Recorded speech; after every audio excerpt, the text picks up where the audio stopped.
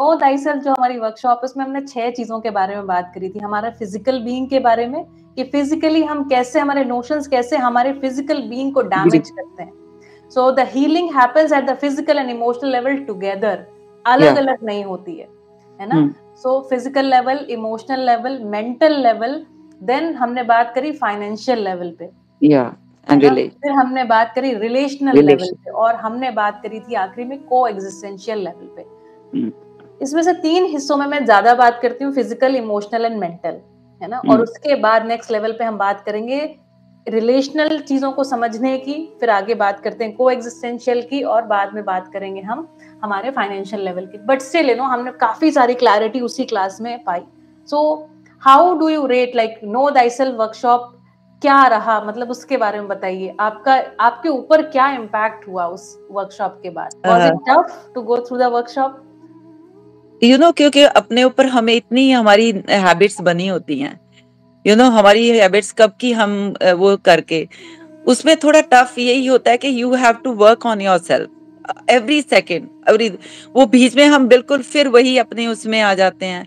फिर हमें याद आता है कि नो, वो एक रियलाइजेशन हुई कि हाँ, इसका हमारे डेप्थ में कैसे कैसे हमारे इमोशंस बने होते हैं।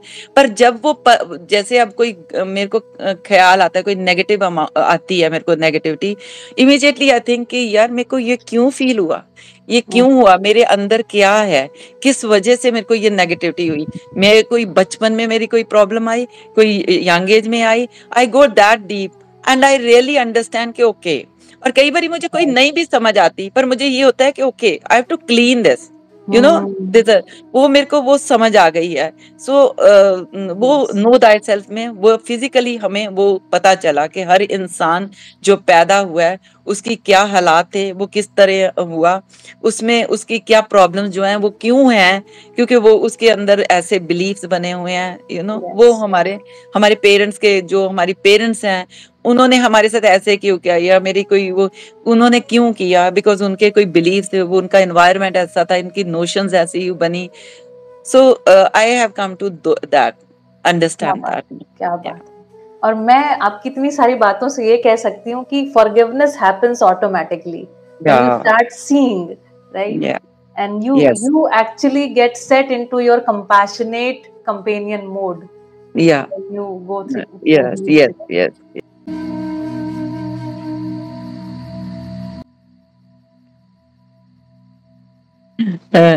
अगर वही फिर मेरे को अपने बिलीफ, हमें जो क्लैरिटी हुई है कि ये बिलीफ होते हैं हमारी, हम बचपन में जब कैसे पैदा हुए, कैसे एनवायरनमेंट में, कैसे हमारे पेरेंट्स की कोई प्रॉब्लम होगी या कुछ, वो हमारे कैसे अंदर, उनको क्लियर करने का वो टैक्ट आ गया। नहीं तो फिर उसी चीज में होना था, उसी जैसे ही वैसे ही खिंचते रहना था, वो नेगेटिविटी निकलनी नहीं थी, उसी तरह हम फिर घूम रहे होना था।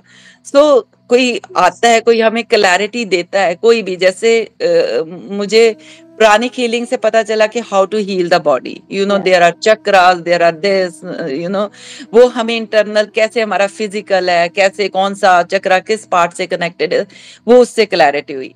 इन वर्कशॉप से मुझे अपने ऊपर वर्क करने की, अपने ऊपर फिजिकली, इमोशनली, मेंटली उस पे वर्क किया, जो ठीक है। फिर कैसे हम डेप्थ में ग्रेटिट्यूड किस चीज का करना, कैसे रिलेशंस का, कनेक्शंस, ये सब चीजें जो मुझे समझ आई हैं, उसमें मेरी बहुत चेंज आएगी जिंदगी में, बहुत आ रही है, दिख रही है। एक स्माइल ऑल द टाइम मुंह पे रहनी, वो हो रही है, वो हो रही है। क्या बात है। तो मैं बस आपसे ये पूछना चाहूंगी, to all those people who want to do this workshop, know thyself जो वर्कशॉप अभी करना चाहते हैं, बहुत सारे लोगों ने कहा मुझे कि मैं करना चाहता हूँ, तो उनको नहीं पता कि वो करें ना करें, टाइम निकालें कि ना निकालें, बिकॉज कहीं ना कहीं फाइनेंशियल इन्वेस्टमेंट तो थोड़ा है, बट एक आपको इन्वेस्ट होना पड़ता है 1 महीने के लिए कम से कम मेरे साथ, है ना? वो इन्वेस्टमेंट ऑफ टाइम, है ना, यहाँ पर होना चाहिए कि नहीं होना चाहिए? What is the message that you want to give the people who want to attend this workshop or who are in doubt? मैं ये कहूंगी कि जिंदगी जीने का अगर मजा लेना है, ठीक है, अगर आपने जिंदगी जीनी है, एक तो होता है कि जब आप इंटरनली आप सॉर्टेड आउट होते हो, एक प्रॉब्लम का आप सॉर्ट आउट कर सकते हो कि हाँ ये मेरे में अंदर मेरी ये प्रॉब्लम है, या मैं फिजिकली इमोशनली मेंटली आप अगर स्टेबल होना चाहते हो, this workshop is must for everybody. They should do this exercise. This money is nothing. This also you will understand in this. If you money is, when you give, you receive a lot, and this, if in this you are giving the money, you are receiving your life. You will love to live the life after this. This is a big change. This is not nothing spiritual. It's that you are living in the moment. Every time you are living in the moment, you are enjoying the moments which you don't otherwise. You live for the people. Here you will live for yourself. You will enjoy each and every moment.